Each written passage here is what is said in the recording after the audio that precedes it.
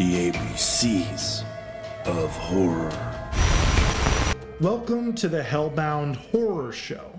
Tonight I'm putting on my nostalgia goggles, and with the help of our good friend the Necronomicon, we're going to take a look at one of my childhood favorites.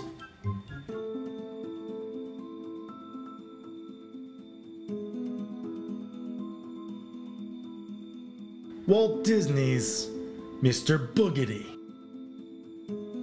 Mr. Boogedy was a Disney Channel premiere film from 1986.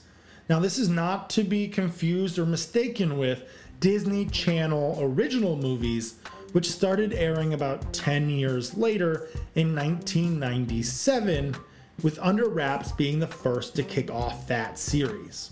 I remember having a VHS copy of Mr. Boogedy that we filmed directly from the television, so it had all of those commercials and all of that good stuff. I loved it as a kid, and as an adult, it pops into my head from time to time.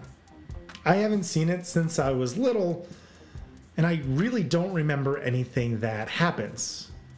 It'll be interesting to view it with a fresh mindset. Does it live up to my nostalgia? Or is there a reason that this movie is almost forgotten?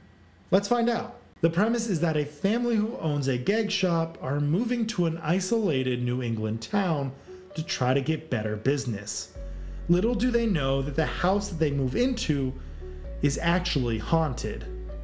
The story is a great blend of comedy and horror appropriate for kids. Oh no! Was it a big fat juicy one all covered in slime? Yeah, and I think I'm gonna be sick. Just from the beginning, you can see that the dad is full of goofs. Seriously, this guy has got goofs for days. And his two boys also sharing the goofs. It's adorable how they all try to goof each other.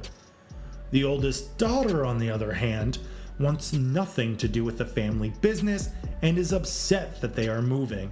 Seriously, there's like no hot boys where they're moving. I don't see why we have to move to the middle of nowhere with a bunch of farmers and cows and no cute boys. When they get to the house, the dad is in love. It's a pick-me-upper like he wanted, but the family is rightfully hesitant. I love the atmosphere and fog here. It's great.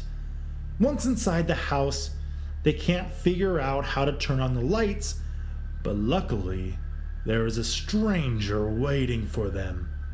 He just turns out to be someone from the Chamber of Commerce from the town and has come to welcome the family in their new home. But he's also come to tell them that their new house is haunted. Boogedy! Boogedy! Boogedy! Boo! The boys check out downstairs trying to find Ghost, and suddenly the smallest boy's teddy bear goes missing. Spooky. Anyway, it's time for bed. The daughter is still upset that they moved into such a terrible town. She even states that no one here has ever heard of Bruce Springsteen. I bet nobody here ever heard of Bruce Springsteen. Oh, she's about to find out that she's wrong. Dead wrong.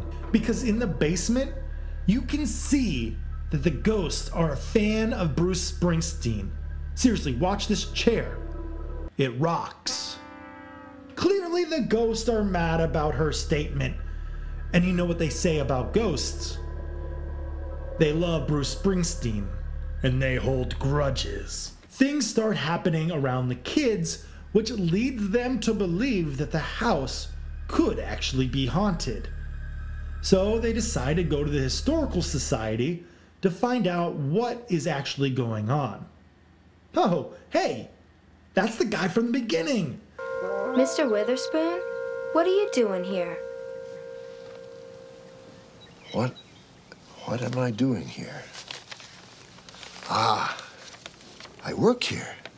Oh, he is so funny and great. He exposition dumps again and tells of the origin tale of Mr. Boogedy. He was a grouchy old pilgrim who hated the goofs.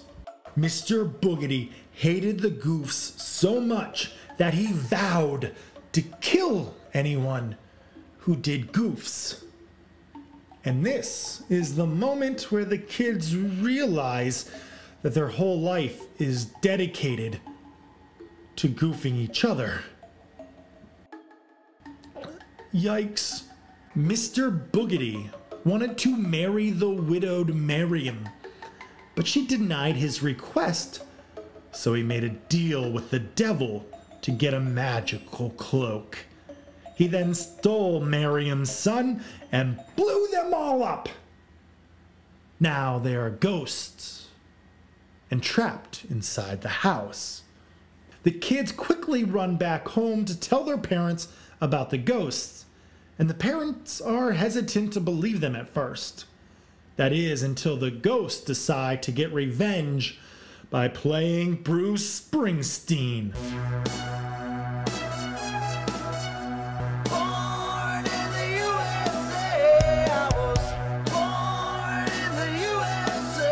Now who looks like a fool, girl? The parents believe their children and decide to sleep downstairs together tonight. The mom wakes up and finds the widowed Miriam. This conversation is great, and the mom plays it off so well. Well, would you like to come in or have a cup of coffee? After the mom fills in the family, they decide that it's time to take Mr. Boogedy down. We haven't seen him yet, but we know that his face is scarred. His face, it was all yucky and like a grilled cheese sandwich or something. Okay, We also know that he wears a cloak and a dirty red and green sweater with finger knives. That's the wrong movie, isn't it? Mr. Boogedy finally shows up, and for not liking goofs, he's sure doing a lot of it. Like seriously, he's throwing out more gags than the dad would. Mr. Boogedy and his evil magical cloak are way too powerful. But since this is a kids movie, the smallest boy saves the day, and everything ends happily ever after. And that's Mr. Boogedy in a nutshell. It's a fast-paced movie that never drags. It's made for kids, so it's built to keep their attention. The jokes just keep coming, and when they try to spook you, it never really slows down. Does the movie hold up? It's not great. It doesn't feel like a full experience either. It's more of that stuff happens quickly and it never really stops. I think it's perfect for kids and parents watching it because they're not going to be bored. The jokes still make me laugh from time to time, but also that's not saying much with my sense of humor. The movie can get a little spooky, which could give the smallest of children some nightmares. But honestly, I think it's the perfect amount of comedy and spooks. This could be the perfect gateway for some little kids. Boogedy. Boogedy. Boo!